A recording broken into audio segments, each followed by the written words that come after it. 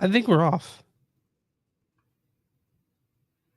You're on. I'm off. Yeah, I think it's just there's a delay now. I can tell. It's probably going to happen a lot today, Chris, due to the fact that my internet isn't what it used to be. And so you might just want to get used to I it. mean, what are you using, a hotspot or something? No, I'm using my normal internet right now, but I had to exchange all the lines because of that's what the new owner wants. And so everything got fucked up. And that's all I can say about that. But here, I'll go in and out real quick. Yeah, and he was coming in and out. I don't know what's gonna happen with this episode if it's all fucked up. I don't know what to tell you, but I'm here. Oh yeah, and plus I'm closing some of the pages out Yeah, anyway. sure. All right, got everything closed out. Everything's gone. Your mom's fine. I think so. I haven't spoken to her today. Should be okay. I hope you're okay. Hope your family's okay. I don't even know what happened the last couple weeks. Yeah, we've had 2 weeks off on the kind of unexpectedly. Um, Casey beer. Look at that. He was just showing off his beer. I've got it. Yeah, of course. I was in Missouri, what, twice in the last 2 weeks? I had to swing by, get me some KC beer. I mean, dude, look, I was front row at a pay-per-view. Look at that. Yeah. I was front row. Like, you can see me in the corner in this one. Yeah, I see it. I see you. Yeah, right in that corner. I was front row. I was front row in a fucking pay-per-view, man. Yeah. How did the wrestlers smell? You're that close. How did they smell awful, or would they smell? No. I mean, this day and age, I mean, it's not the wrestlers that smells, the fans. Oh yeah, well, yeah. But I mean, like, I'm saying, like, do they smell like oil or just like, how they smell? Chris, sometimes in life, it's just hard to walk around being this awesome. With this much gold on my shoulder, with so many front row seats to wrestling and going to Branson and eating at Lambert's and Do you really want to brag about Branson?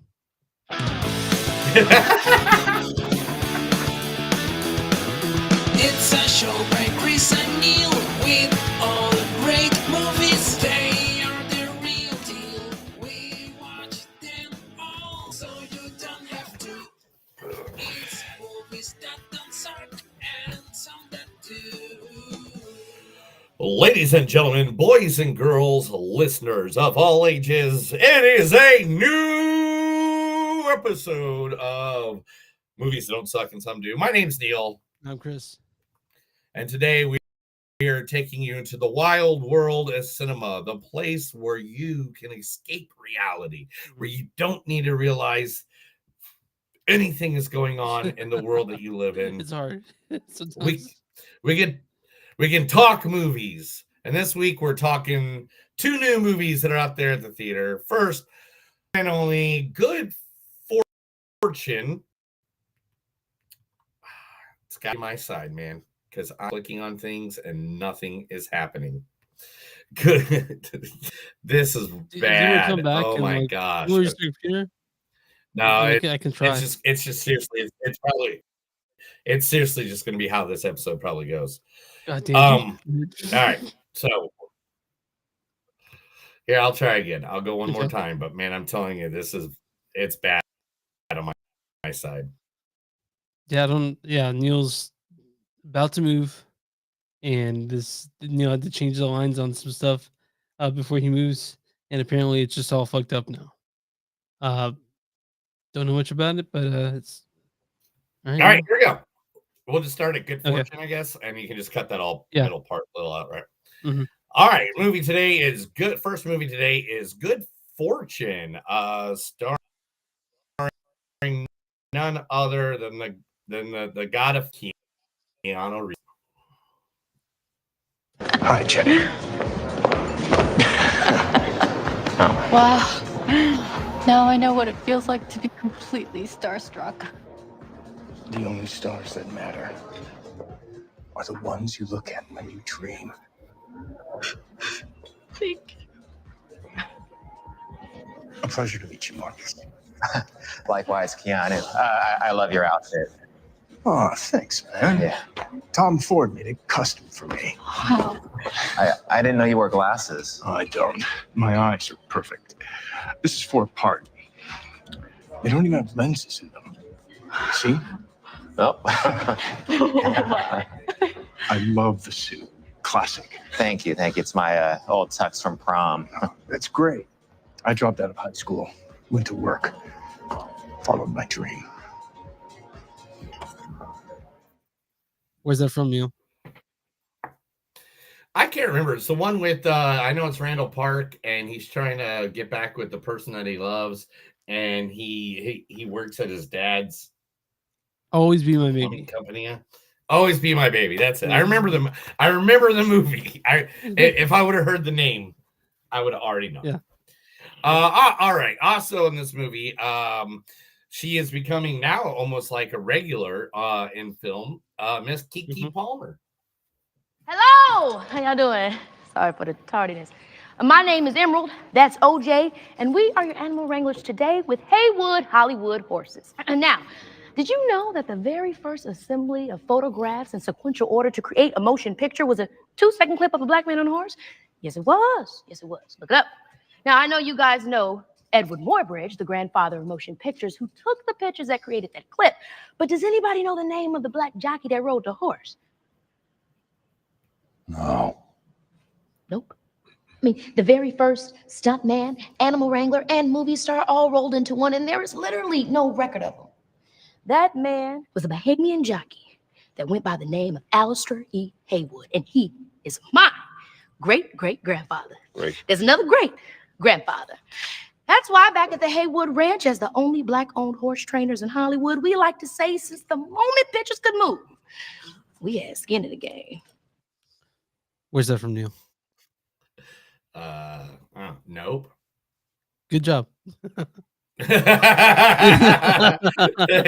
like what was that one show recently there was on Saturday Night Live there was a skit where the guy's like, I don't know how to play this game of Jeopardy, and he's like, I don't know what is, and it's like, that's right, the Who. Yeah, you yeah. got it. I think it's Black Jeopardy was. I know it's regular Jeopardy. It was Oh. gosh, I can't remember who was on it, but it was just a couple episodes ago. Yeah, sure. Also on this movie is the wonderful, the great, the always funny Mr. Seth Rogen. I'm just looking to hire guys that I don't mind hanging out with for like 12 hours a day. You guys seem like cool guys. Got hair similar to mine. You wear tuxedos to the interview. That's funny. It's ironic. I get that. You're kind of underplaying the whole formality of it. I think that's funny. Really? So let's do this. You know, you guys are hired. You're in, you know, unless you're like the weirdest guys ever and I don't see it. Great.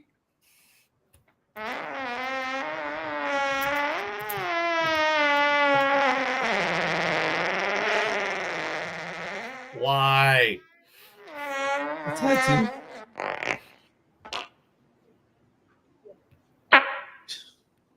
Was that a fart? I don't know. I can taste it on my tongue. Okay, I'll be honest with you. I did fart. Is that onion and ketchup? It stinks. This is a small room. Okay, now the tuxedo seem kind of fucked up. All right. Step Brothers. That was I watched that. Step I watched the Brothers. movie. I like, know exactly. I watched it a couple days ago, and I was like, yeah, that's the perfect scene I'm gonna use because Oh my gosh. Neil hates potty humor.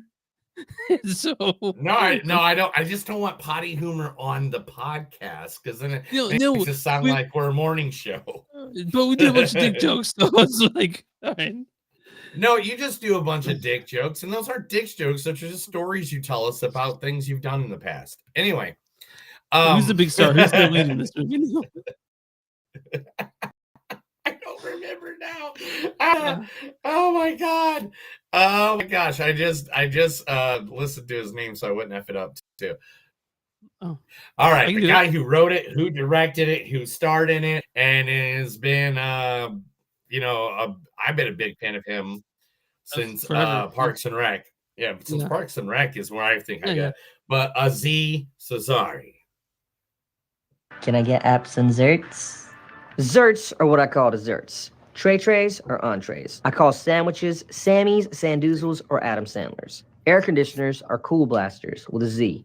I don't know where that came from. I call cakes big old cookies. I call noodles long ass rice. Fried chicken is fry chicky chick. Chicken parm is chicky parm parm. Chicken cacciatore, chicky catch. I call eggs pre-birds or future birds. Root beer is super water. Tortillas are bean blankies, and I call forks food rakes. Yeah, you can get as many zerts as you want. Well, let's get in my Go-Go-Mobile car. Yeah, for like just perfect Parks and Rec shit. So I love Parks and Rec. It's Yeah. literally one of my favorite shows. But those are just some of the stars in the movie Good Fortune that we'll be talking first tonight. Second, A24's new big movie at the theater, because A24 has been ruling the theater world for like the last 5 years now. yeah, I mean they've been putting out movies that like that people will know. This one's not like it's not doing great at the box office, but that's sad. It should be doing better. It's very sad. It's very sad. You know why it's sad? Because the greatest director of all time, Christopher Nolan, said that Dwayne Johnson in the Smashing Machine, I don't think you'll see a better performance this year or ever. Ever by the best director ever. Neil, you hate that guy. Nolan. Like, look at this. Look at this. Even as a movie fact, look at this movie fact right here. Oh, I got to go back to design. I forgot I got air. They got a new air thing that I'm trying out. But here we go, right here. Sir Christopher Nolan, the greatest director of all time, praised Dwayne Johnson's performance in the film. I think it's an incredible performance. I don't think you'll see a better performance this year or most other years. Isn't that awesome? Well, you don't like Christopher Nolan, dude. I don't know what you're talking about. I've never said a bad word about the guy. Yeah. Never said a bad word about Christopher Nolan. What are we talking about, guys? We are talking about The Smashing Machine. First, starring in this movie is that's the way you went. Okay. First in this movie is Bass Rutten. But you said you owned an MMA gym. No. I said I taught MMA at a gym. Oh, well, that wasn't MMA though. No. That was disco street fighting. Don't worry. With you, we're gonna do the real stuff. That's what we're gonna try. That's from what, Neil? I have no idea what that fucking. Here comes the boom. Here comes as soon as you asked, I was like, I know where that's from. Never mind. Also, Mary Poppins herself, Miss Emily Blunt. Then would it be fair to say that this meant that by 1942 your husband had not stopped having anything to do with the Communist Party? You don't have to answer that yes or no. You can answer that any way you wish. I know that. Thank you. It's your question. It's not properly phrased. Do you understand what I'm getting at? I do. Why don't you answer it that Because I don't like your phrase having anything to do with the Communist Party, because Robert never had anything to do with the Communist Party as such. I know he gave money to Spanish refugees. I know he took an intellectual interest in communist ideas. There are two types of communists. Intellectual communists and your plain old regular commie. Well, I couldn't answer that one. Where's that from, Neil? Yeah, it's from Oppenheimer, but man, that's a really long intro. I was trying to find like a soliloquy, but that's the one that I kept going back to. I searched for like 45 minutes. I'm like, fuck, I gotta go with this one. Yeah. Ever since I got this belt, Notre Dame has not lost a game. So is that a Notre Dame wrestling belt? Is that what I'm seeing? It's like, it's literally, it is. This is a WWE iconic wrestling belt, but it is to make it so it's all Notre Dame. Yeah. Okay. Yeah. It's what I got. It's one of my birthday gifts I got this year. It's very heavy. I hear the metal clinking around. Yeah. This is not like the one I got. This costs as much as my first car.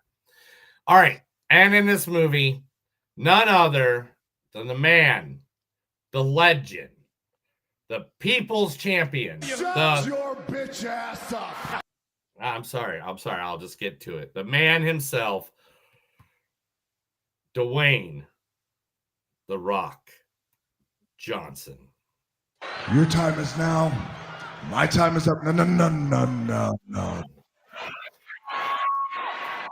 Rock's time is just getting started. Famous athletes. Well, I got a quote for you. From a famous athlete. It goes like this.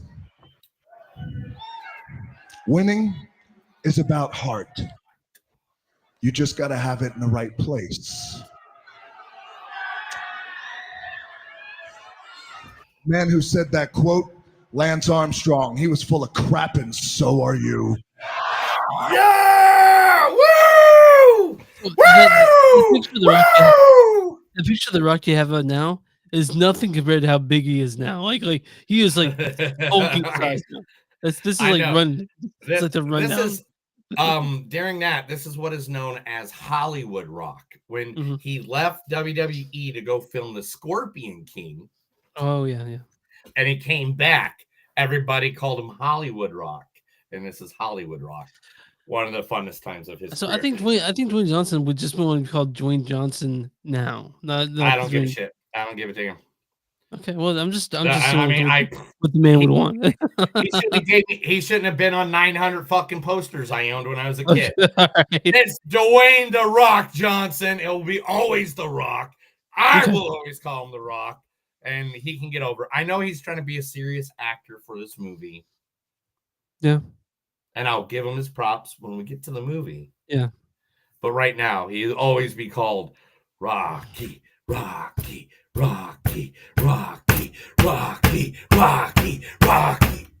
I think you just like seeing your camera shake when you hit the thing. But, well, I have so much little space now. You have no idea. Because I used to have this big L desk here, and now I have like this little itty bitty table that what's it gonna be like in the bump out?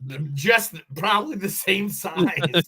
Like literally, I have a container next to me that I'm using as a shelf for my beer and for the greatest sports teams of all times championship belt. I can get this up, but when are you guys out? Like when do you guys leave? Like when's it over?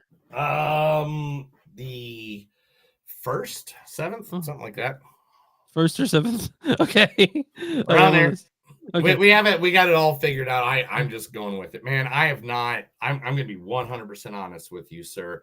I've just been going nonstop for like a month now. Like I went on vacation.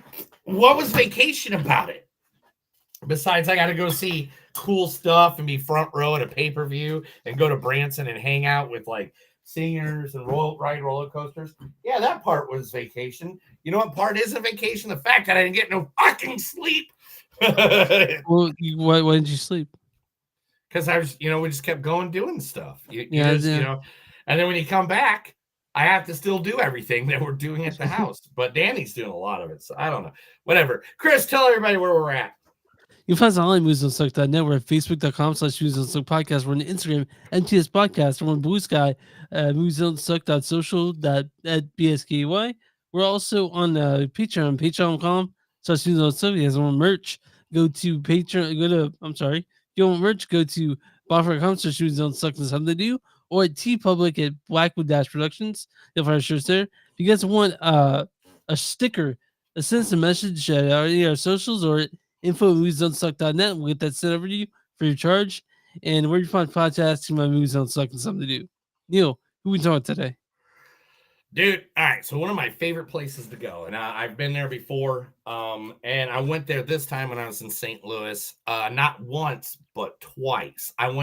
I took one person, and he was so happy with it, he bragged to everybody else, and then all 6 people went with us to it. And it is none other than the Broadway Oyster Bar. Leave your attitude at home. Now, look at this place, dude. This place is your kind of joint, my kind of joint. Like, look at this place. Mm-hmm.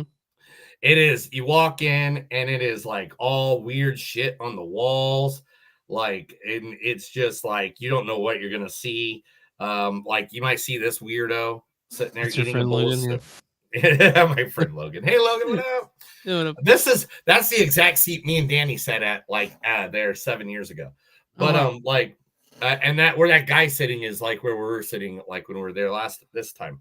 But literally, it is one of the most coolest looking places in the world, and it is like by far got all the music. There's at least 2 bands playing per day, every day of the week. Jazz, blues, all the above, except for Friday when it's one main act and they play all by themselves. But you know what the cool part is, Chris? What's that, Neil? You ready for this? Of course. Food. That's calamari, right? That is catfish fritters. And it was the dude. most non, it was the most non, like, you know how catfish tastes like the bottom of the sea, the rivers usually? I That did. was so good. Listen, I love catfish. So Yeah. Oh, there's cat. Oh, those are crab cakes, and they put them on green fried tomatoes. Mm. And then and then they had out. We ate some of this. This was the alligator sausage and Yeah. shrimp cheese stick. Yep. This is mine. This is what I had. This is the garlic cream sauce crawfish linguine. So this is they serve basically Cajun food here. Oh, There's- dude. there's And it's jambalaya, not yeah. just Cajun. They got a bunch of different things. They got some good burgers. They got some good stuff like that. I mean, look at this guy. This guy's got a big old sandwich, some spicy Cajun slaw, and he's got the local beer right there in And his hand. that's Topher. That's Topher! Because we love our Topher on this episode. Woo! Topher. But yeah. But anyway, so if you're in St. Louis, seriously, there's no better restaurant. Go to Broadway Oyster Bar. It's right next to the Cardinals stadium. It's like where's the address? It's 736 South Broadway, St. Louis, Missouri. And when you're done, guess what you can do? What's that? You can walk the street and get some dessert, some White Castle sliders. Is that dessert though? Oh, yeah. I mean, it's the best burger ever from a fast food joint. Are we just to deal with this delay now? Oh, still, is there another delay? Gosh dang it. It just started happening. It just happened, yeah. Sorry guys, I'm gonna have to cut this out, but it's just until Neil moves, so I mean another couple episodes of this. We'll see. They just had, it's not his fault, it's not my fault. It's just the way the universe has taught us how to do it. But haha. So I guess when we will have to do this for a couple weeks until you guys are on the road, right? Well, I just recently found some iPods and stuff like that I have in the attic. So I'm gonna probably bust those out and see if I can work on those and do that instead of using opening up tabs and shit like that. And Okay. I think that would work a lot better. So I'm figuring out solutions. I'm not just like, yeah, okay, whatever. I'm trying to figure out solutions. I'm just thinking that when you guys are, we guys are in the RV park for the night, you'll probably have nicer internet than when you have at home. We're gonna our internet's gonna be costing us like somewhere between like 130 to 140 a month. Oh, because you guys are bringing your own internet, right? Like Yeah. It's like it's supposed to be better than what we have here. Okay, cool. That's awesome. So hopefully that all works out. But all right, now you have a lot of stuff to edit there out. But anyway, Chris, what's the first movie? Our first movie we're talking about today is Good Fortune, written directed by Aziz Ansari. You guys know Aziz Ansari. He's a very funny comedian. He's directed other things, most notably episodes of his amazing Netflix show Master of None. But here he is with his first feature film. This stars Aziz Ansari as sorry, I had that part pulled up. I am unprepared. Starring Aziz Ansari as the main character played. It's Arj. Can I get apps and zerts? It also stars Keanu Reeves as Gabriel. Hi, Jenny. This also has Seth Rogen in this, played the character as God, I'm sorry, Jeff. Seth Rogen plays Jeff. Yeah, I'm just looking to hire guys that I don't mind hanging out with for like 12 hours a day. And Kiki Palmer plays Elena. Hello! How y'all doing? This also stars Sandra Oh as Martha and a few other faces you recognize. You want to go read the storyline for Good Fortune. In Good Fortune, as he plays a down on his luck guy who is working Myrid. What's Myrid? Myriad, like that means like a bunch, means many jobs. Yeah, that's not the way you use that word though. So I don't know why it's there. But, wow. Yeah. Okay. Yeah. All right. Let me just start this over. 1, 2, 3, 4. And Good Fortune, as he plays a down on his luck guy who's working some mid jobs. He called by his friend, played by Seth Rogen, who lives in Hollywood Hills, to do various jobs for him. Put in a disco floor, fix the pool heater. Valley Angel makes it so Rogen's rich guy situation is swapped with you know what? I can't. Yeah. That's bad. That's a horrible storyline. The one you wrote in here, you're like, he doesn't find a different one. But what do you call that? Synopsis. How do you spell synopsis? That? Synopsis. So it's a SYNOPISS. Synopsis. All right. Let's see what we got.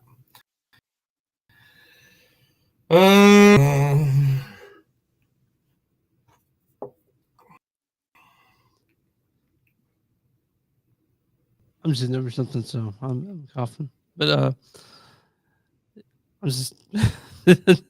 Yeah, this is great. Great radio. Yeah.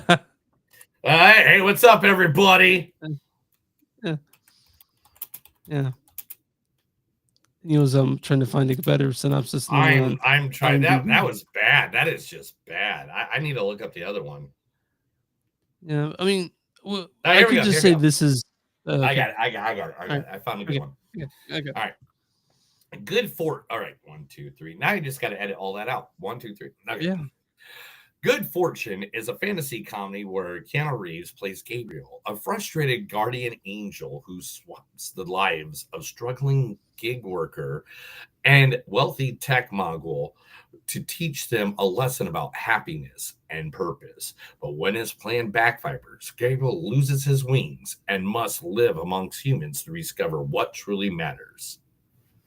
There we go. That's a good one. I like that way better than the other one.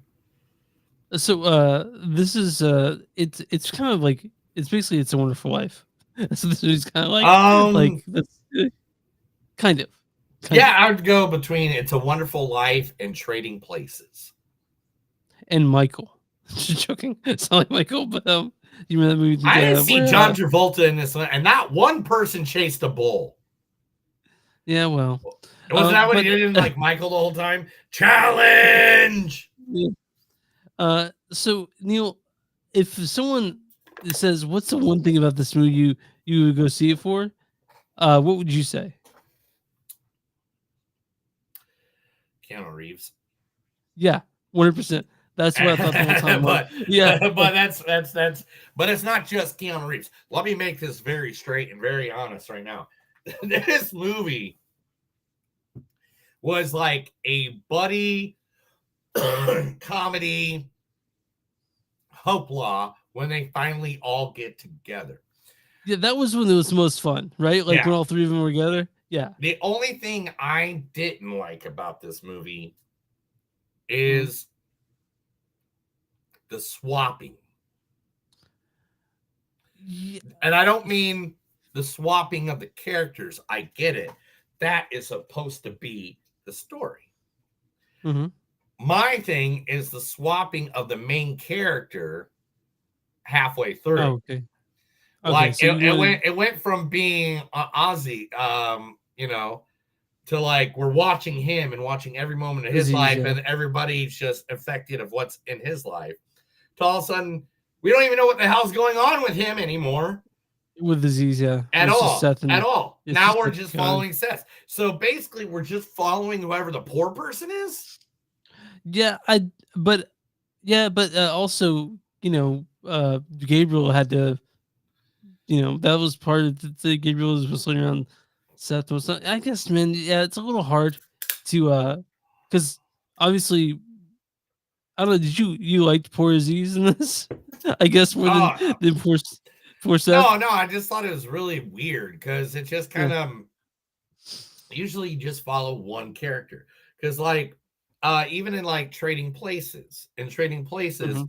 you're 90% of the time following Eddie, and then maybe you get a splash of Dan Aykroyd here and there, even when they go from being rich, but you're following Eddie Murphy from beginning.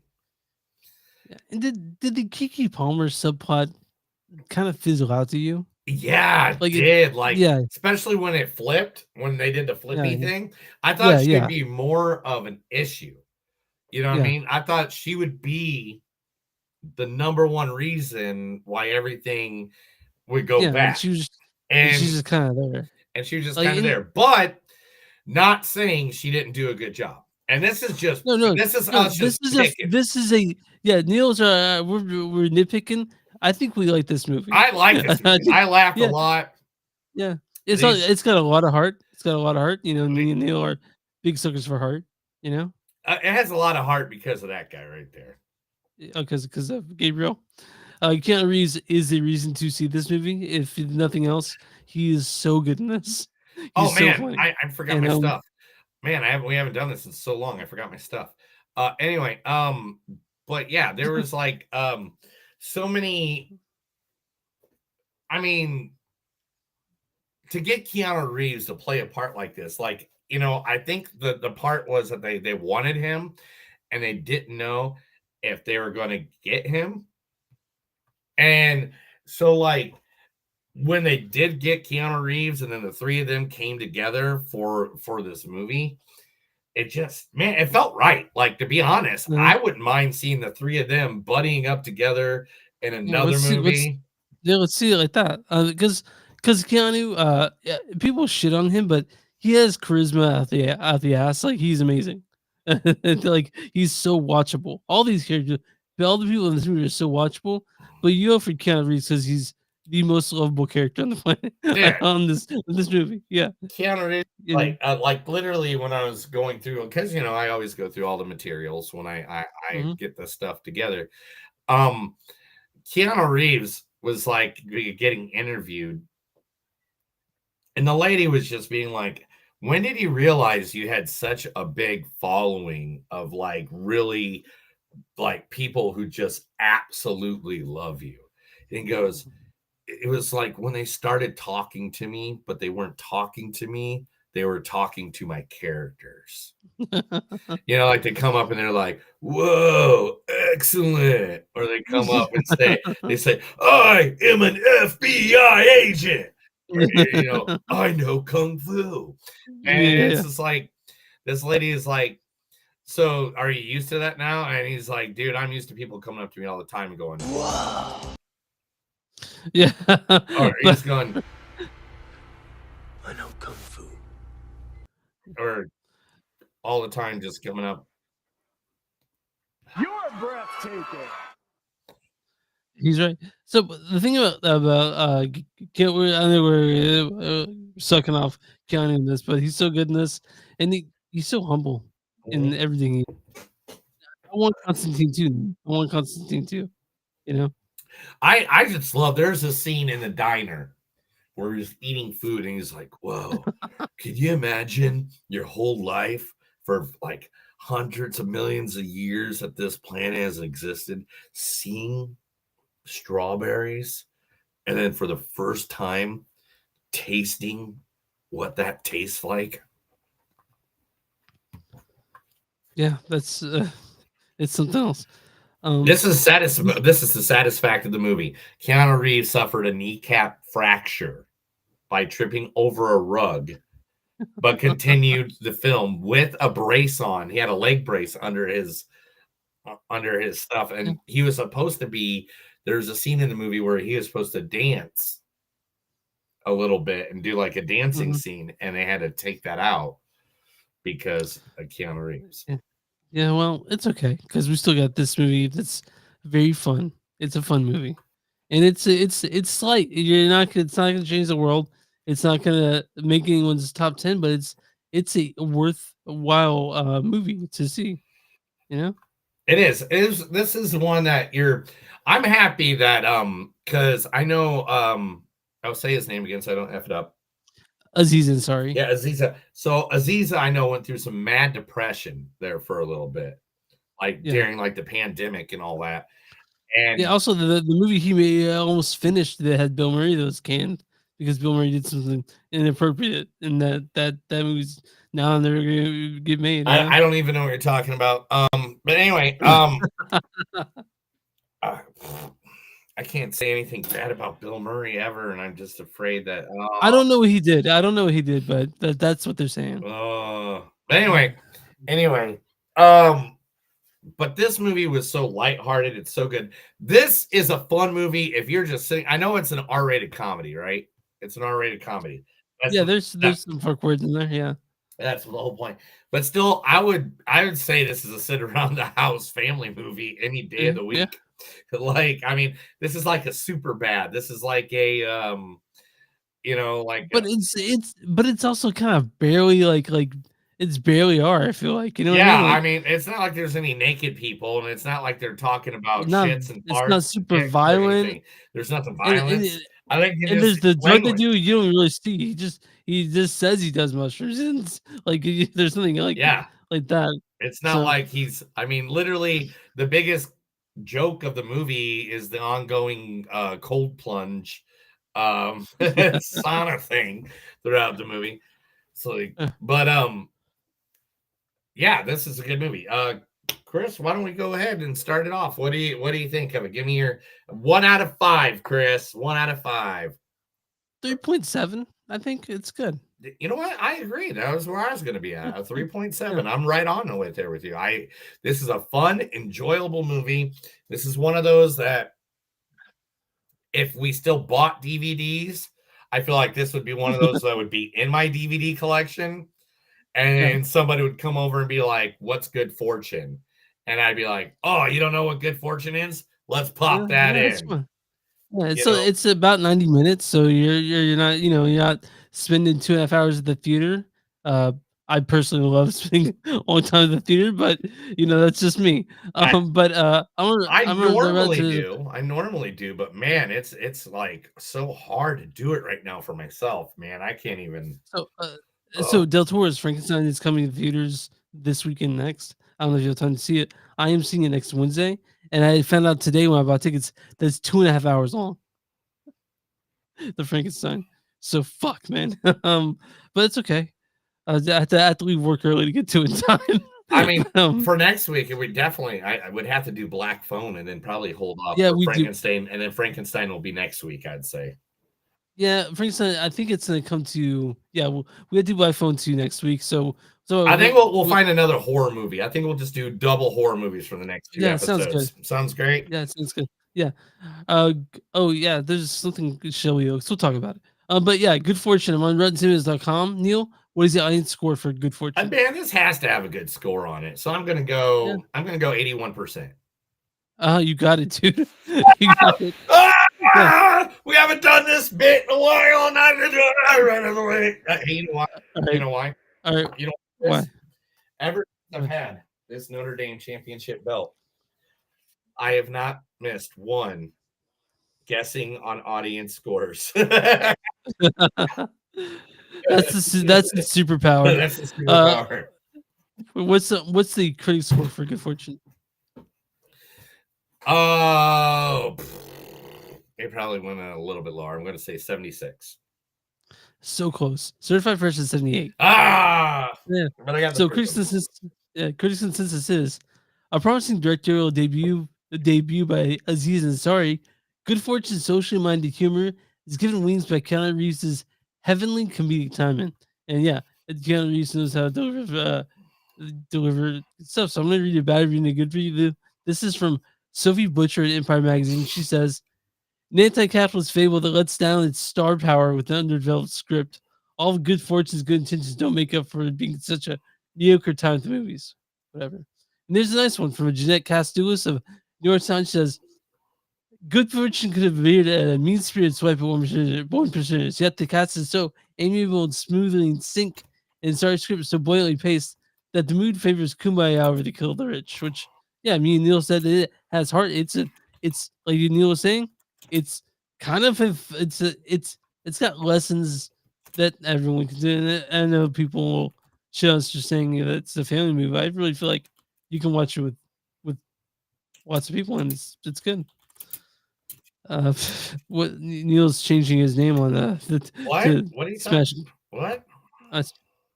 Did you really smash 2 pizzas, a burger, and a cake? You don't know my life.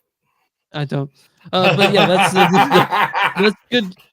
That's good fortune on you guys can see this at theaters. It'll probably stick around for a little bit. But Neil, I wonder if you have news ready. I got news.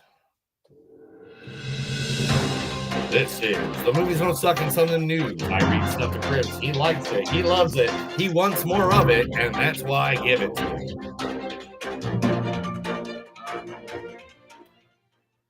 Before you get into it, Neil, are you gonna be watching Welcome to Derry when it comes out?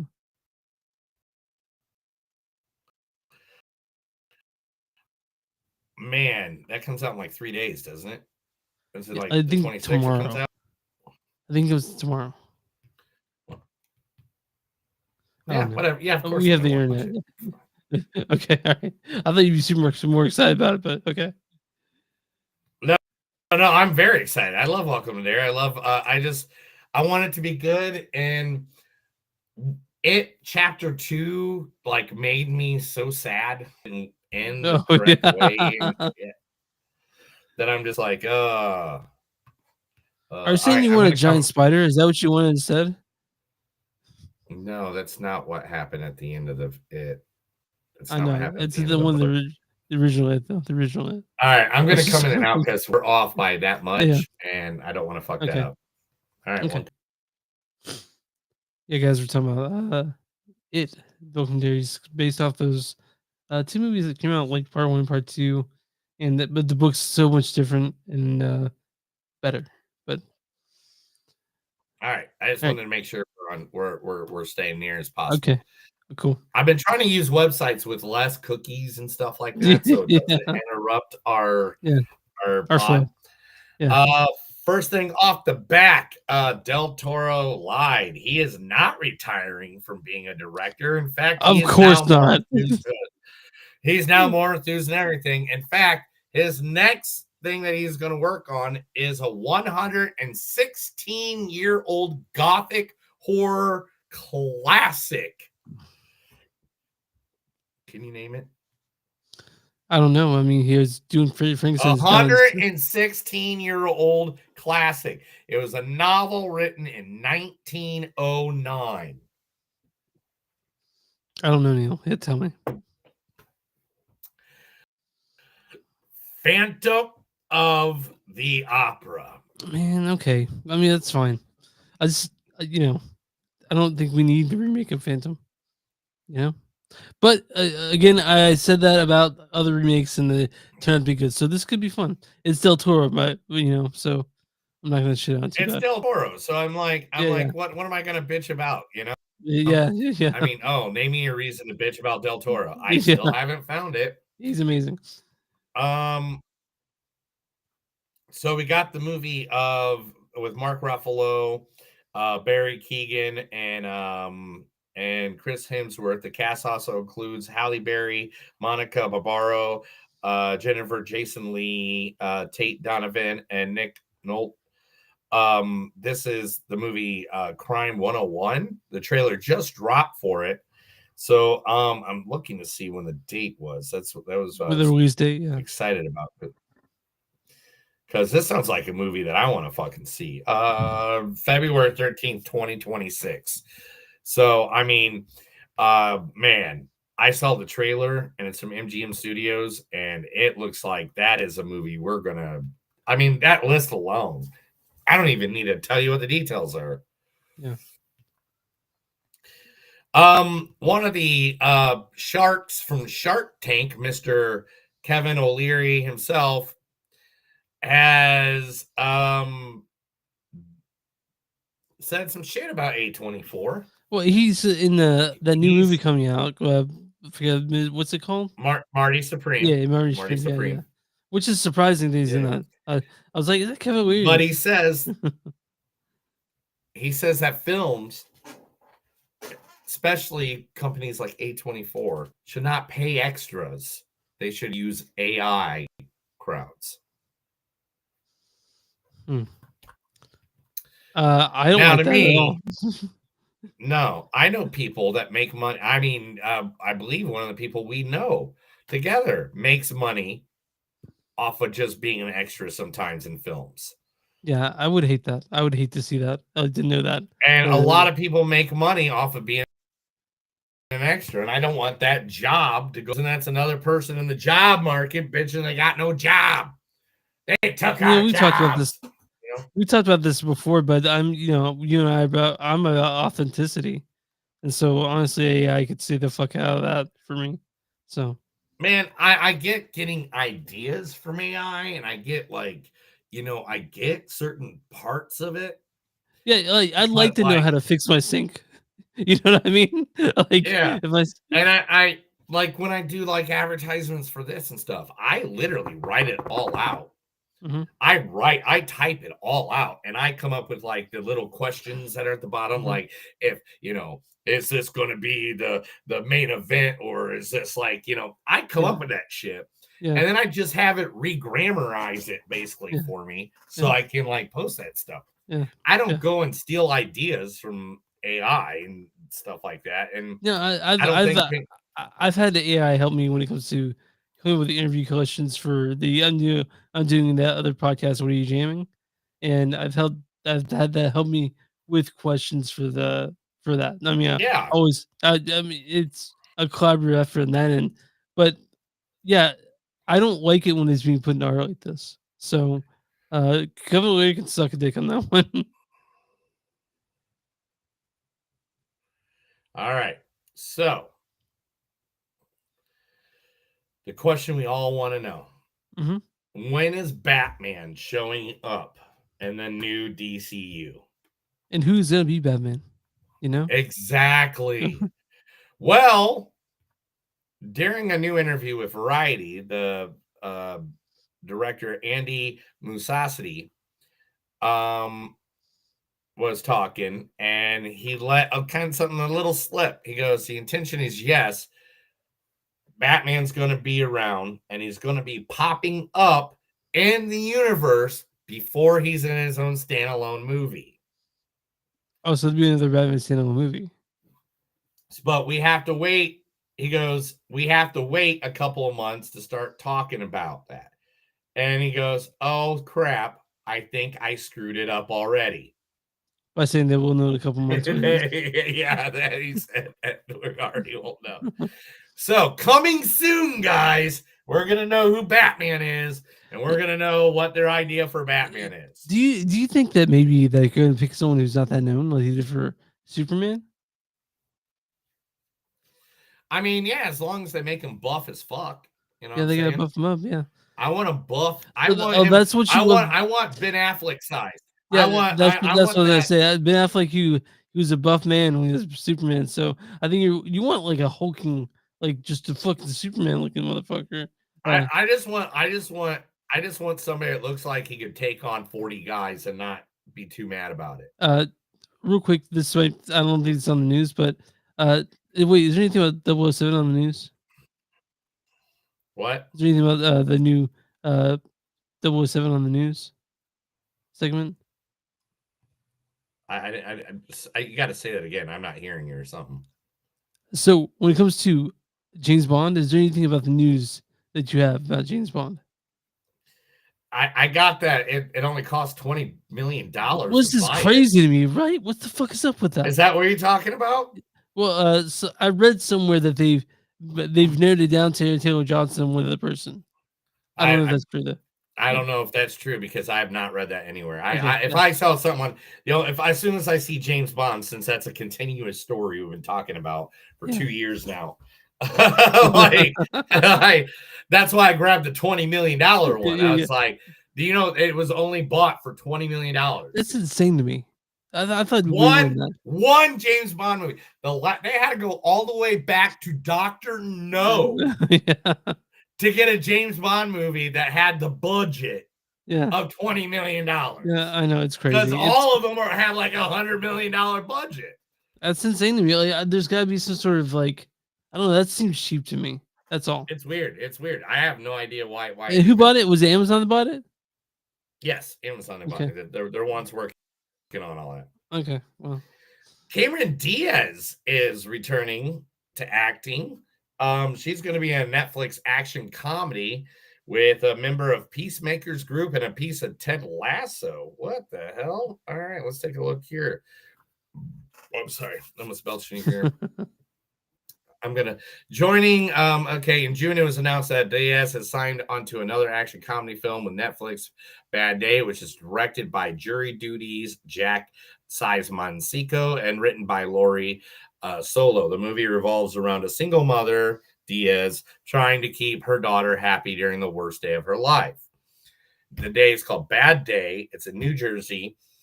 Joining Diaz are Danielle Brooks from Peacemaker, nice. Sam Richardson, nice, from Ted Lasso. Oh, this one makes me happy. Okay. Ed O'Neill. I love Ed O'Neill. From if you don't know him, Modern Family, Married with Children. Yeah. Yep. John Higgins from Saturday Night Live, Renee Feliz from The Penguin, Jessica Blaken from The Hunting Wives, which I guess everybody's seen but me. Emma Pearson from FBI Most Wanted, Rod Carby from Bookkeep. God, man, this is like the list. Ben Schwartz from Sonic the Hedgehog, and Kay Collin from Knives Out. Kay Collin from. Oh wow, that's a list. All right, go Diaz. Yeah. So funny because the next one I have up is literally how much. The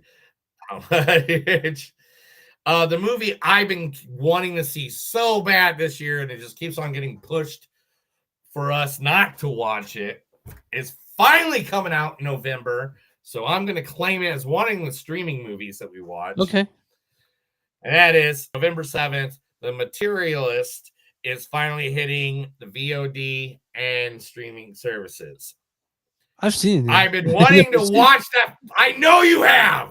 And I've been wanting to see it forever because it's like Chris Evans and it's Pedro Pascal. And it's like, it's literally who doesn't want to see that? Okay. You know they have a threesome in it, right? I'm joking. They don't do that. No. Good. Yeah, you want to? I want to see that. Yeah. Are you drinking PBR right now? No, it's KC. Oh yeah, KC beer. Gotcha. Sorry. That's my last one. I actually after that I gotta change the England. Okay. But anyway, continuing on. The person that the actor that everybody loves who came out of retirement for his daughter's movie, Mr. Daniel Day-Lewis. The movie Anemian is Anemian, it was released in theaters on October 10th. I saw it too. Did you go see it? Okay, so everybody, as of this Friday, as of the 24th, it will be available on VOD. Do you want me to talk? Do you want to talk about that, or do you want me to just give like a quick thing about it?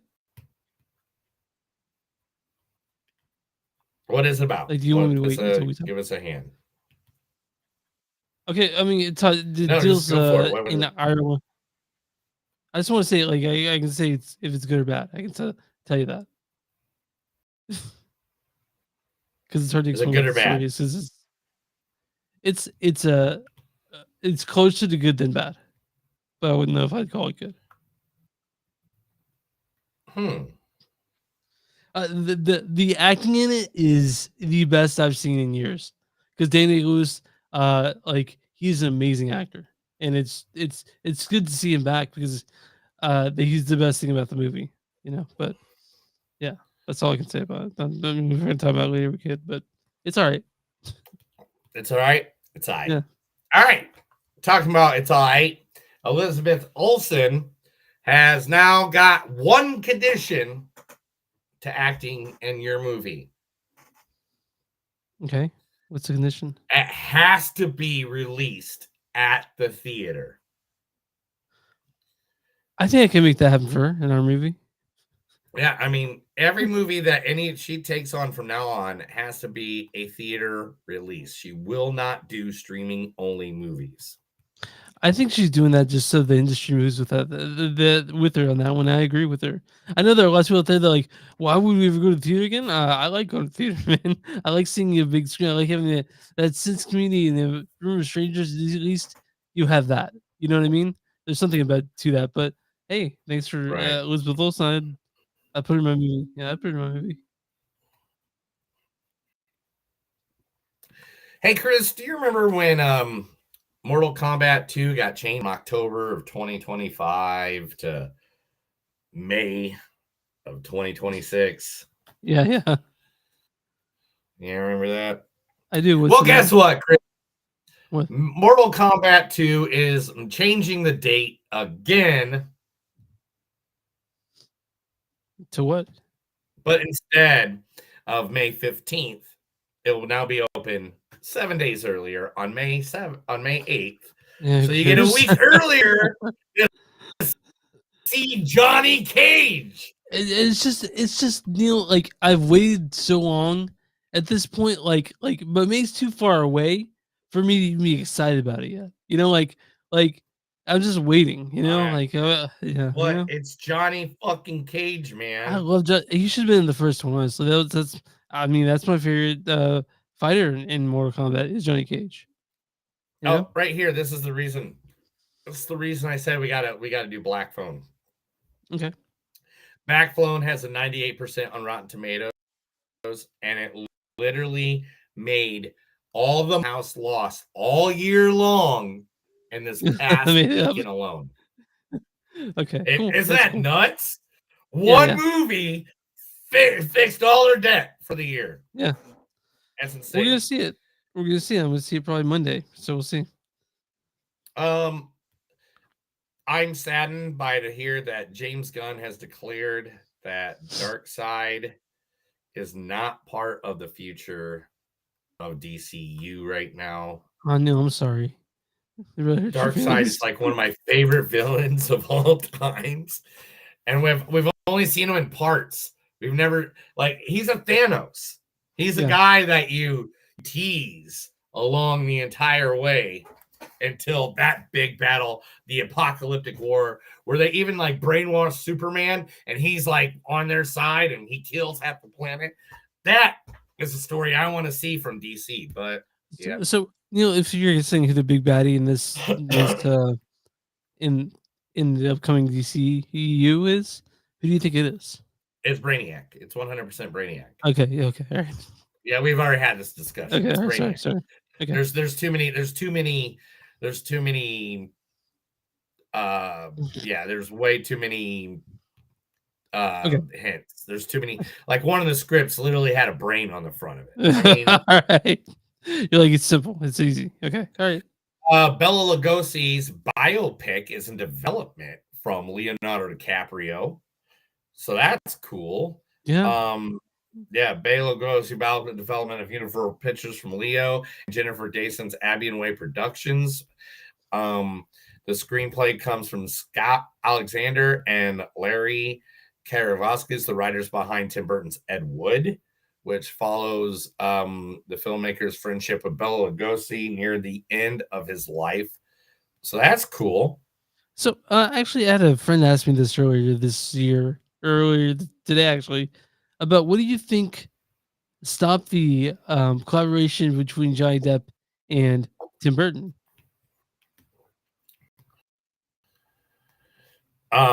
Was it Dark Shadows? Somebody shit on Johnny Depp's bed. Oh, Somebody well, shit on Johnny Depp's bed. It was just a prank, bro. I mean, Neil, tell me you. Oh my Tell me your god! All shit. right, so like, all right. So like, a week or when I was in Branson, Yeah. I poured a cup of like Captain Morgan or whatever to drink, Yeah. and I was like, look at my mega pint of Captain Morgan because they said he poured a mega pint of wine Yeah. and stuff. And so, like, all weekend long, and even all last weekend in St. Louis, I was just like, everyone was like, look at my mega pint of alcohol. Mm. Last time I went to Branson, I came home with like 2 bottles of moonshine. So Nice. yeah, You know, there's no bars open past EM in that makes Branson. sense. Branson is like a real family friendly place, but it's also One. weird. Just one. What is it? Okay, one. It's called the Cheeky Monkey. Okay. And I went there 2 nights in a row. All right. There's this girl that saw my wrestling shirt I had on, and she had a Roman Reigns tattoo, and she was Oh, like you're so like, happy to show me. yeah. Now I'm not a Roman Reigns fan, but I was happy for her, so I was not mean about it. Yeah, sure. All right. So Chris, yeah, do you know about this thing called tabletop gaming? You ever heard about this? Yeah. They have I go there all the fucking time. Yeah. Where you play like games on the tables and they're like board games. Well, next door is Cardboard Corner, and that's where we go to do it. But yeah, are you talking about totally gaming? You're not doing it as the actual game, not the shop here. In case he No. I'm talking about tabletop gaming as oh a yeah, concept. sure. Yeah. Of course. You know anything about it? Of course, we met doing that shit. I know that's between me and Chris. I think we own I think we own a lot of the same. But I think between the two of us, if we added both our collections together, it would fill a fucking room. Over 300? I'd say over 300 board games alone. I've shown you that shelf over behind me that's just filled to the brim of board games. So oh my god, four boxes. Yeah. Where's my hand? There we go. 4 boxes this size. Yeah. Literally filled. Like, me anyway. And Neil, we have like there's so many. We have a lot of the same probably though. But yeah, what were you saying? We're getting on this. Anyway, Netflix is going all in on the Dungeons and Dragons TV show, which we've already talked about before. Yeah, sure. But now they just bought the rights to Catan. Oh, yeah, that was Catan.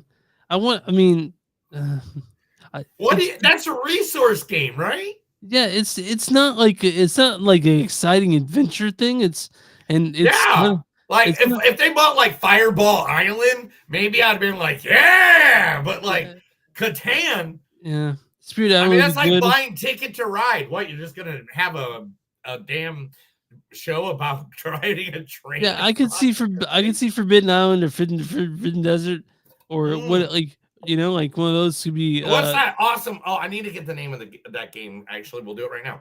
What's the name of that awesome pub game where you just keep drinking the whole game? Yeah, you're talking about the dungeon. God damn it! Oh, Red Dragon Inn. That's what you're thinking of. Red Dragon Inn. Oh my god, I love that game. That's one of my favorite games. We have. Were you there when we had tournaments for it? We hadn't done it. I wasn't there for the tournament, but I played it twice with you guys. Okay. Yeah. And last but not least, Chris, this is the last news thing I'm going to talk about today.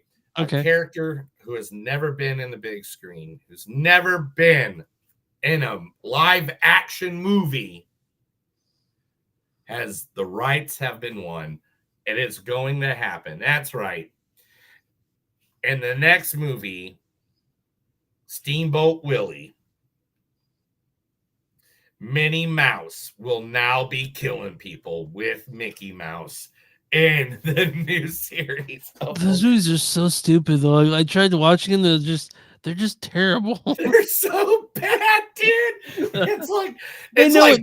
I know they know it, but like I've tried to watch them just to be like, maybe we should watch one of these because they're like, now it's a whole series. Now it's a series. We got 2 Winnie the Poohs. We got Steamboat Willie. Got Pinocchio. We have Peter Pan, Never Neverland. Like, like it's becoming a series now by the same company. Yeah. And I don't know, man. We do movies that don't suck and some that do. And these might be That'd be ones like that a mess. whole episode of some that do. Like, Yeah, and we watch some B fucking movies, guys. I yeah, mean, yeah, we see shit that's just like yeah. there's stuff that we watch, especially for Panic Fest and stuff like that. But some of them are not high quality at all. I mean, Yeah. some of these have to be recorded on a phone, and they put like what's the name of this one? Screamboat. It's Screamboat, not Steamboat. I'm sorry, it's Screamboat. Screamboat 2. Nothing stays dead. But the work that those artists put into their movies, I think, is 10 times better than what these people do in this movie. But Yeah. Chris, guess what, buddy? That's all right. That's Yeah. the news. What's that? All right. That was Movies Don't Suck and Something New. I told Chris a bunch of stuff that he didn't see because he's blind in both eyes after he does it. I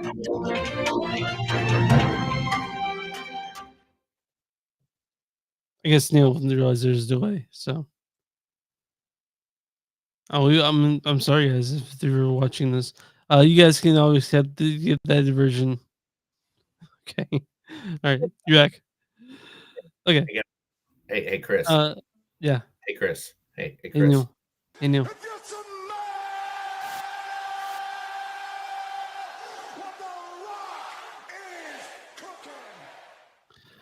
What's up with the Smash Machine? Directed by Vinny Safdie. I guess you guys know Vinny Safdie because he directed Uncut Gems and Good Times with his brother Josh. This is his first solo for directing. This stars. This is a true story. It stars Dwayne Johnson playing as Mark Kerr. Your time is now. This also has Ryan Bader. I didn't have. Ryan Bader plays Mark Hamill. He's a fighter, so I couldn't really find acting clips for him. Emily Point plays Don Staples. Emily Point plays Don Staples. Then would it be fair to say that this meant that by 1942 your husband had not stopped having anything to do with the Communist Party? You don't have to answer that yes or no. You can answer that any way you wish. I know that. Thank you.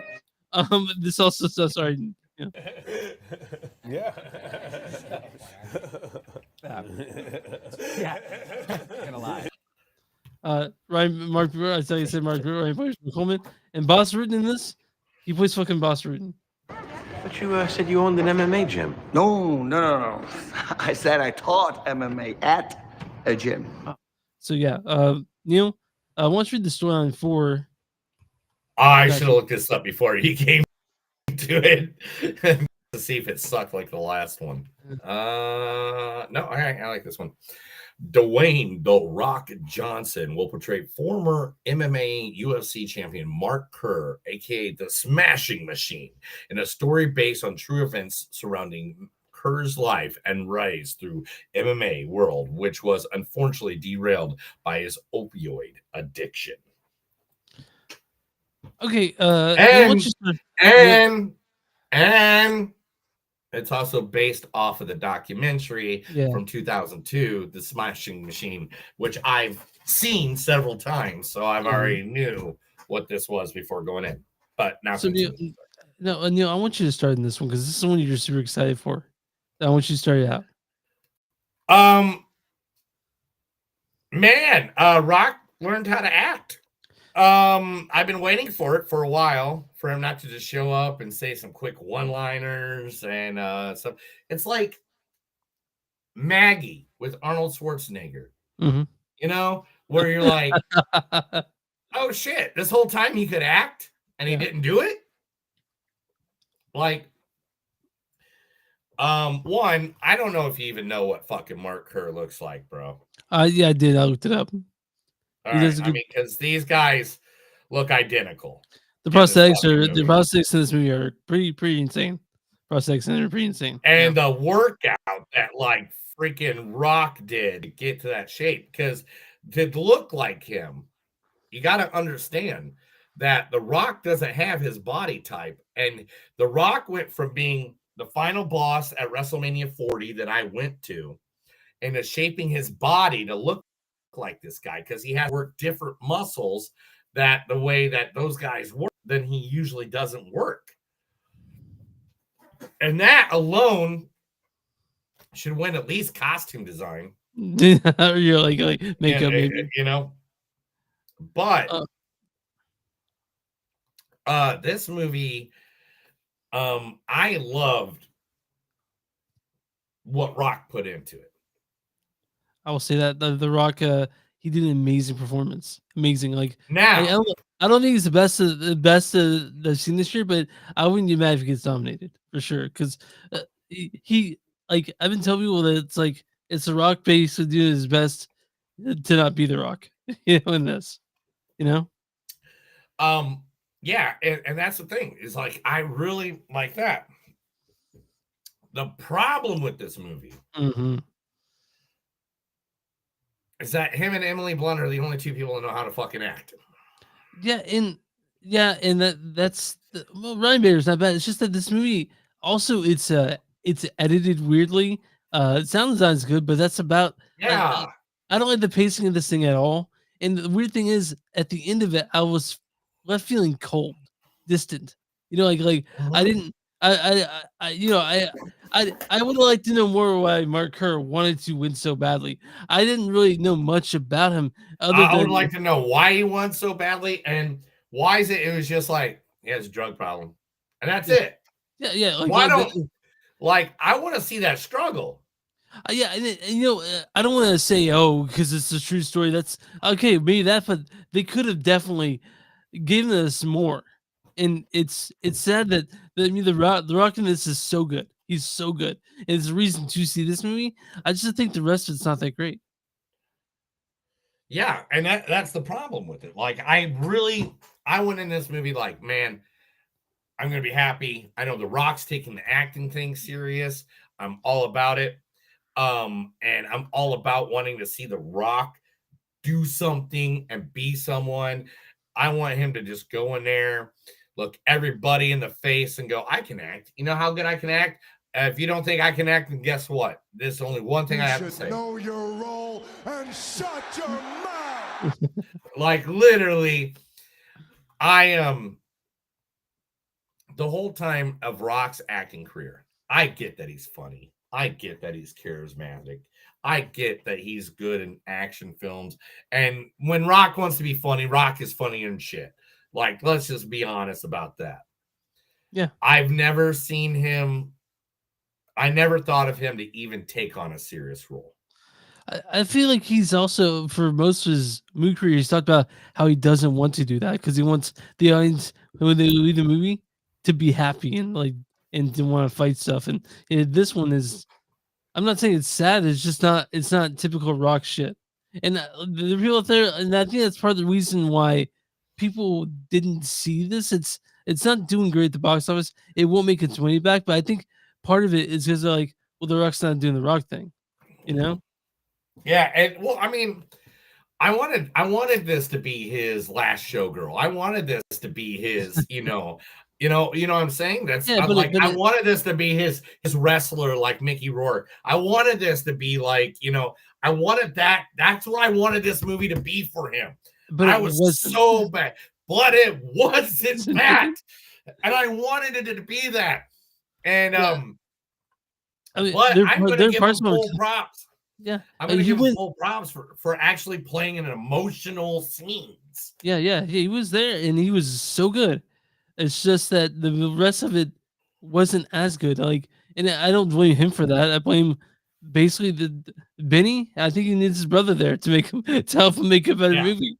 Now, a lot of people out there that are like saying that this. I mean, it's not a bad movie.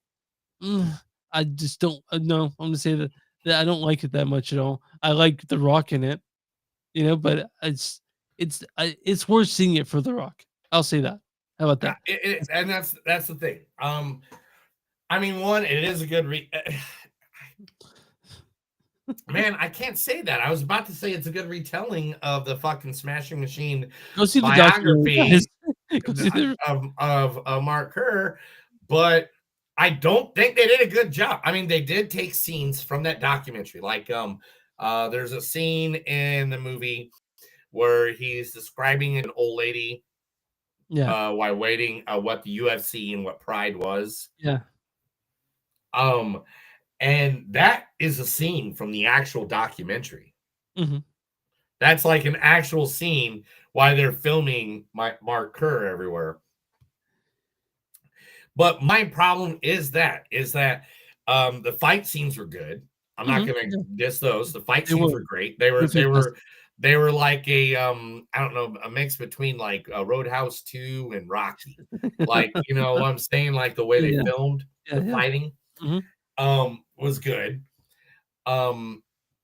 Everything The Rock, I don't know, man.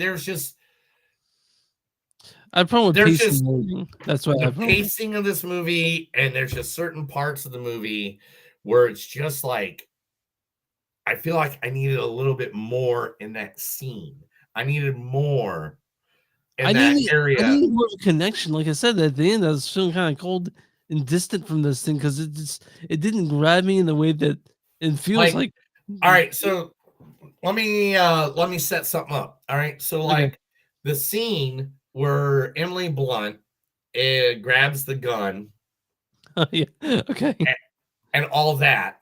Yeah. All right. In real life, she grabbed the gun, and then when she locked herself in the bathroom after the gun was taken away, she took a razor blade Uh-huh. and started cutting herself. They didn't show that? And they didn't show that. Yeah, yeah. And I'm like, but that was literally on the documentary. Yeah. And Yeah. it's like, and so it's like things that would give you more in depth. And then it's like him and her getting a fight, and she just magically shows up and everything's okay. Yeah, like, for And it example, didn't like make no sense. and also it's the sort of jumps in time, there's split really into 3 parts, I think, and, Mhm. as part of it, you're like, "Okay, that did happen, but does it make sense in the narrative you're telling?" You know what I mean? Uh, like, for example, I'm not man, I don't wanna give anything away if you guys basically, I'm gonna say the boss room scene in the gym. Like, Right. to me, the way they resolved that situation left me like, "What's going on here?" Like, that wasn't that was never again addressed, you know? So, but I wanna say this though, the Rock transformed to into Mark Kerr. I didn't even recognize him. For the first time I saw the previews, I'm like, "Is that Dwayne Johnson?" You know? So Yeah. I he mean, tran he did a good job doing. yeah. I don't think anything lacking in this movie has anything to do with The Rock. Yeah, you're right. I think you're right. And and sorry, Benny. I mean, like, I wanted to like this thing, and it had so much buzz, but a week after it came out, that buzz sort of died down. Because it's to me, to a lot of people, they didn't see it because it's not The Rock doing the Rock thing, and also it's it's kind of a bummer. You know what I mean? It Like, is. It yeah, is. I mean, like literally, he like looks at one person right, and he goes, and he's like happy. He's like, oh my god, and then he's like, hey, you should have cut that cactus, and she's like, what? And he's like, Shut your bitch ass up. and like just moves on, and that's another thing is like Mark Kerr is known as like a very happy guy, hmm besides his depression, and yeah, it kind of just made him seem like he's passive aggressive the whole yeah, movie. And yeah. not I don't He didn't seem that fun. Not that it needed to be fun, right? Like, but like you need levity in this thing, and it's unfortunate that I mean the movie's okay. It's like, but again, like the reason to see this is The Rock, but it's I can't. Yeah, go ahead, Neil. I can't I it's The Rock. It's like you said, it's The Rock. You can't I can't vouch for the movie, but The Rock's acting in it was great. It's like this, like it's different, but I like John Cena. Like, but me, John Cena is usually good. Yeah, I think we're back. Okay, you froze completely. Okay, you completely froze. You said John Cena, and then Okay. that's all I heard. So Okay, I'll come back. 5, 4, 3, 2. Uh, No, don't come okay, I'll back. come back. It's just our connect. No, don't have to come back. Okay, all right. We're on time. It was just a Okay. blitz in the neck matrix. So Okay. just 5, 4, 3, 2, 1. Okay, so like I'm talking about John Cena. John Cena. I like John Cena and everything is in, even if it's a bad movie. John Cena is good in it. Yeah. And I feel like The Rock can do that now. but like, I'm gonna, he wants to call Dwayne Johnson because he's a serious actor or whatever. But like we said, the reason to see this is the Smashing Machine. The movie itself is not that great, but again, there is a reason to see it. It's because of this. So I know it's going to come to HBO here in like a couple months, I think. So we'll talk Yeah, about I'll be saying take it then, because I mean, even though as much as we want you to go to the theater, we want you to pay your hard-earned money, and we want you to go and keep the theaters alive, so we have theaters to go to But we in want you to see a 10 good movie while years. you're there too. you know. Maybe not this one. Maybe not this one. And I hate to say that because, especially since I'm literally dressed head to toe in wrestling gear, holding a championship belt for a college team from wrestling. Yeah. Like, I'm literally the guy that is a big wrestling fan telling you this is probably the best acting Dwayne The Rock Johnson has ever done. And But some of this this I think movie, you'll see this year too, because I will say he's really good in this, really good. Yeah. But the movie itself is not that good. I don't think this movie should win shit. The only thing that should ever be won is maybe the Screen Actors Guild gives him the award for Best Actor. Yeah, maybe. Maybe not the maybe not the Oscar, because man, there were some good movies this year. I want to say this. So I saw Smash Machine 2 days later. I saw an enemy, right? And so I see I saw two different actors, and I just tell one who's a masterclass in acting, which is DDL, Daniel Day Lewis. I was just like, man, the dichotomy between the two. I was like, man, I don't like an enemy that much, but I think that DDL might get nominated for best actor because he's so good in it. But the movie itself's kind of aimless. But this one, I had a problem with the pacing, had a problem with I guess the directing. But like I said, The Rock's good in it. Like Dwayne Johnson, fucking shows up, and I can tell he worked really hard to do the best he And could. you know what? And that's why let's get into the scoring. Let's get this done. It's late for us. We need to go eat some meals and eat some dinner. I've drank too many beers at this point. I haven't eaten anything yet. So, what's your score in this? I'm going to give it a 3.8. And the only reason being is because this is the movie where Dwayne Johnson, not The Rock, Dwayne Johnson showed the fuck up. He fucking did the part. He did the acting. This is like the machinist for Christian Bale. This is like he did the body work. He did the acting work. Like he carried it. He carried this whole fucking movie. And I hate to say that because Emily Blunt's in it too, because I love Emily Blunt.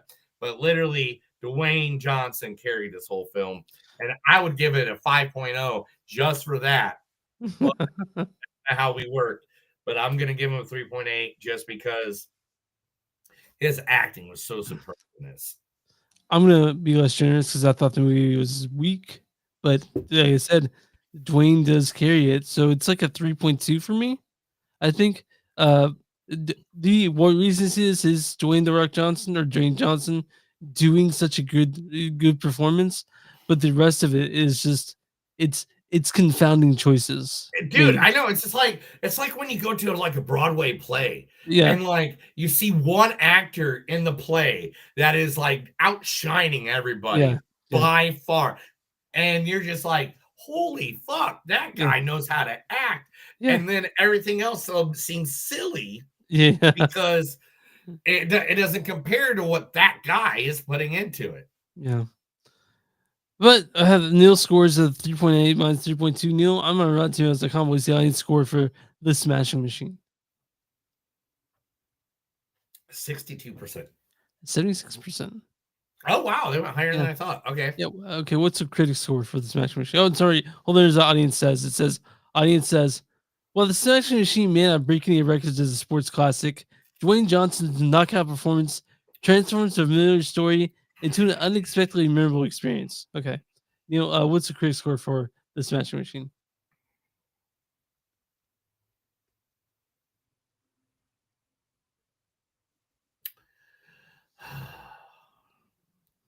I don't know what to say here. Yeah, yeah. Are they gonna go higher or lower? Man, Christopher Nolan loved this, and he's the best director ever. So I'm gonna say they went higher, and they went 78%. Certified Fresh is 70%. Just Damn, barely. they didn't go. Yeah. It's very fresh. But I want to mention to our listeners that just so you guys know, Neil has a problem with Christopher Nolan. So I don't know what you're talking about. I've never said anything bad about Christopher Nolan ever.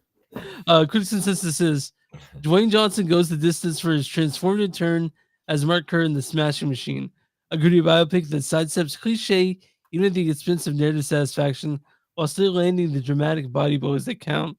I kind of disagree, but since it doesn't suck, I'm gonna read a bad review, then a good review. That's how we give it. So this is from this is a rough one. From yeah, let's do it. Diana Hadago. He says the Smash Machine drowns in his own ambition, despite striking visuals and intense sound design, feels hollow and emotionally detached. A stylish but lifeless portrait that never connects with his audience. Hey, I kind of actually agree with that one. Let's do this. This is from Dwight Brown of StrandBrownInc.com. He says, surprisingly, Johnson excels most in dramatic scenes. The emotional tug of wars with Blunt and him are scorching. So yeah, like me and Neil, we like the acting in this by Emily Blunt, Dwayne Johnson particularly. But I like how Boss Reading played himself too. That's hilarious. But, Yeah, I know, right? There's a dude that played himself. And I mean, I don't know if you saw this fact earlier, but Rock is literally only 3 years younger oh, the Boss Reading? than the guy that he played. Oh, And he's well. playing that guy, and he's playing that guy in his 30s. Yeah, the Rock's in incredible shape. It's just it's hard to he's an incredible looking man. Dude, what he's created not only for him and the legacy of his family. Yeah. You have no idea. Like, I wish I had someone to have a podcast conversation with the legacy of the Samoan family and what The Rock made it so, like, each one of them was struggling so hard until The Rock came along and made sure they all got lifted up to the point where now they all have mansions and fucking, Yeah, he was his family. Yeah. Oh, dude, yeah. It's really funny because, like, he almost made $1 billion and he bought his mom a house. And it wasn't okay. He paid off her original house, Yeah. but he bought her house. He built her a house, Yeah. with things that he knew that she needed in it. And there's this interview with The Rock and Kevin Hart, and they're like, I think it was on Ellen 8 years ago, and it's like, you're about to make $1 billion, and it's nice you bought your mom a house, and Kevin Hart's like, the fuck you just say? You just now bought your mama a house? It's like, damn, dude, how many years you been out here and you just now bought your mama a house? Damn. Well, I'm glad that he at least. I mean, he doesn't seem like a shitty person. He seems like a honestly genuine person that's not had a scandal yet. Hopefully, he doesn't pull Hogan on us. Boy's married. He's got kids. Yeah. He treats his kids well. He treats people well. Yeah. Guys, you guys can see this on the HBO Max here in a couple months. And his first bed that he ever had outside of his parents' house was a mattress that he found outside a horror house that he downed with Lysol cans and put rubber sheets over it and then put a sheet over it because he couldn't afford to buy a bed, and he threw it. That's when he was playing Canadian Football League before he was a pro wrestler. Well, he's seems to have made it. I know, right? Yeah, in LSP, I think. But you guys can probably watch this on HBO Max here in a couple months, or if you really are a giant Dwayne Johnson fan, I think it's still showing its some theaters. It's still showing in theaters, and I Yeah. mean his acting's good, but whatever. We've already said it 100 times. Yeah. All right, guys, you can find us online at moviesonsuck.net. We're at facebook.com/newsandsuck podcast. We're on Instagram at the podcast. We have Blue Sky, moviesonsuck.social.bsky. We're also at Patreon, patreon.com/moviesonsuck. If you guys want merch, go to Bonfire Concerts, Movies Don't Suck, and something they do, or TeePublic at Black Dash Productions. You'll find shirts and stuff that Neil has made. We're on YouTube. Subscribe, all that shit. If you guys want a sticker, send us a message on one of our socials, and or info at moviesdon'tsuck.net, and we'll get that to you free of charge because we're just such nice guys like that. And where'd you find podcasts and Movies Don't Suck and something to do? Neil, what do we small business? If you got a small business, let us know, and we'll be more than happy to get you a shout out right here on this podcast for 1,000 other listeners or millions of followers, and let your information get out there because we support local. You should support local as well. Okay. You ready out here? Not really. You know, I'm having a good time. I'm hanging out. I'm just good. But you know, I'm gonna go hang out with my family too. I don't know. Can I just stay on the couch?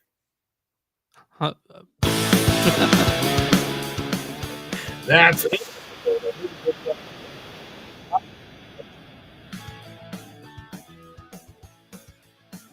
What was that? I don't know. Let's try it again. Because you started going in and out. I was like, what the fuck's going on? What the heck was that? Let's try again. Sorry, 23 viewers. What was that? No, they're all the viewers. Okay. That's another episode of Movies Don't Suck and Some Do. My name is Neil. And I'm Chris. Remember, guys, no matter how hard it is in life, no matter how much the smashing machine keeps you down, remember, you're above it all, and there are no kings. There's only presidents. Have a good day. See you guys. Thank you, everybody. This ain't a political statement. I'm just going to tell Chris something awesome. So on Saturday, I was in St. Louis. I'm at this barbecue joint called The Sugar. It's going to be one of our next sponsors. Okay. I think it's the Sugar Creek or something like that. But we're sitting at this table. We're sitting down. And it's me, Topher, my friend Garen. And all of a sudden, right in front of the windows is the No Kings protest. Oh, yeah. I saw pictures of it on your Facebook. Yeah. And it just went for like 20 minutes, bro. I mean, we're eating the whole time. I got this whole plate of brisket and sides and stuff like that. And I'm just like, this is great. Like, it just keeps going. And it was just packed. And also, it wasn't violent. You know, like it was just it was nice protesting. Oh, my gosh. I love the fact that there's a lot of good people out there in the world. Sooner or later, we're going to have to get violent, but not now. But I hope not. But yeah, okay. But people are still watching us, you know. Oh yeah. Okay. Thank you guys. Love you guys. Okay. Remember, we all love you. Love each other. Love each other. Yeah. Remember, your neighbor is your neighbor. It's not somebody you import to another fucking country. Yeah.